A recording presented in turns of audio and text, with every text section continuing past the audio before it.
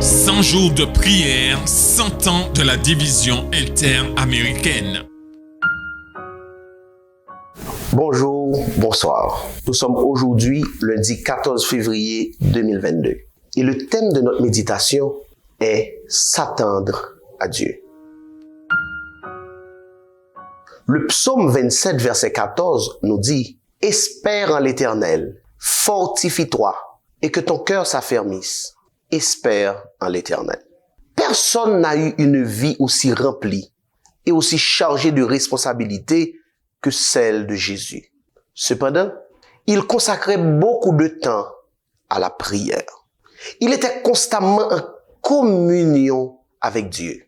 Devenu un avec nous, participant à nos besoins et à nos faiblesses, il dépendait complètement de Dieu et cherchait dans la prière secrète la force divine qui le mettait à même d'accomplir son devoir et de supporter l'épreuve.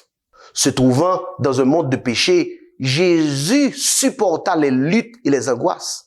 Sa communion avec Dieu lui permettait de déposer le fardeau de douleur qui lui écrasait.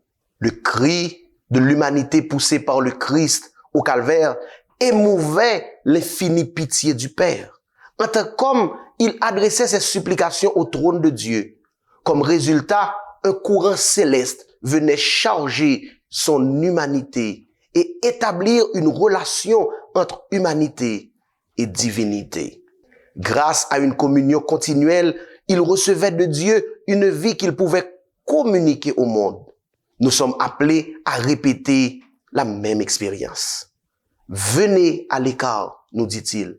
Nous serions plus forts et plus utiles si nous écoutions ce conseil. Si nous prenions aujourd'hui le temps d'aller à lui pour lui exposer nos besoins, nous ne serions pas déçus. Il se tiendrait à notre droite pour nous aider. Il veut que nous nous attendions à lui. Il dit, espère en l'Éternel, fortifie-toi et que ton cœur s'affermisse. Espère en l'Éternel.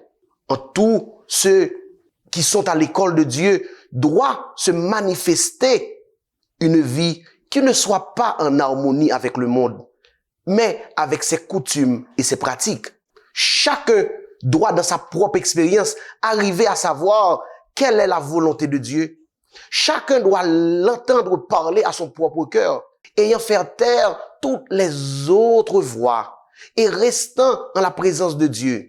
Le silence de notre âme nous permettra d'entendre plus distinctement la voix d'en haut. Arrêtez, dit-il, et sachez que c'est moi qui suis Dieu. Là seulement est le vrai repos, où l'on se prépare réellement à travailler pour Dieu, au milieu de la foule en tumulte. Et malgré la tension d'une activité intense, l'âme ainsi rafraîchie se trouve entourée d'une atmosphère de lumière et de paix. Un parfum se dégage, manifestant une puissance divine, capable de toucher les cœurs.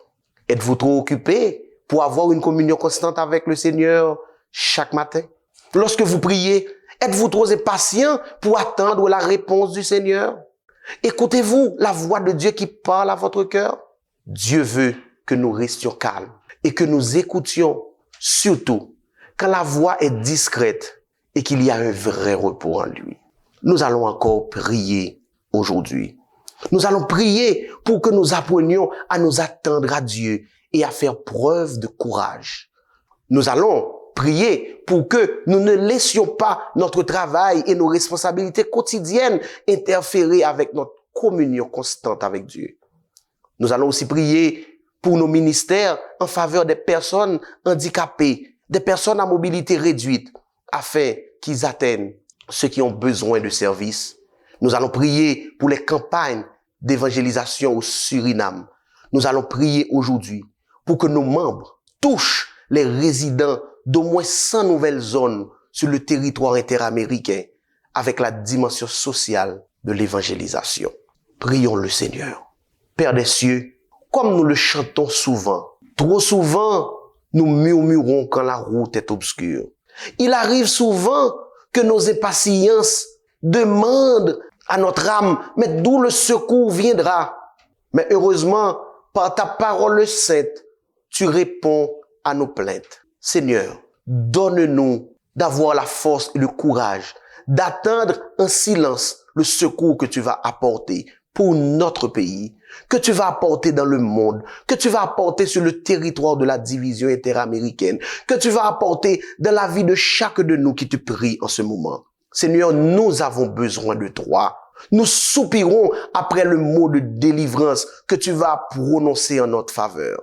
Seigneur, donne-nous de rester à tes pieds, advienne que pourra, et d'attendre en silence, comme tu l'avais recommandé aux enfants d'Israël devant la mer Rouge, le secours que tu vas apporter dans notre vie. Aide-nous, Seigneur.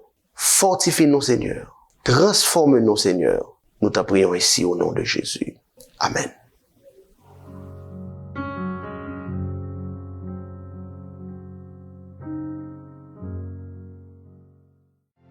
En 2022, nous célébrons les 100 ans de la division interaméricaine.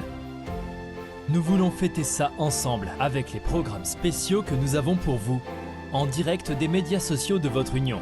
Rejoignez-nous. Sabbat 8 janvier, service de consécration. Vendredi 15 avril, service de culte familial. Mercredi 11 mai, service de réflexion. Et en octobre, ne manquez pas la grande célébration. Vous êtes une partie importante de notre histoire. Célébrons sa providence et affirmons nos valeurs.